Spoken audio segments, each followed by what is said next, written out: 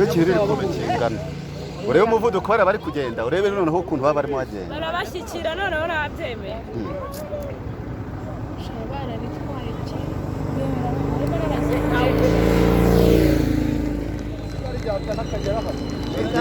inyuma ashobora kurwana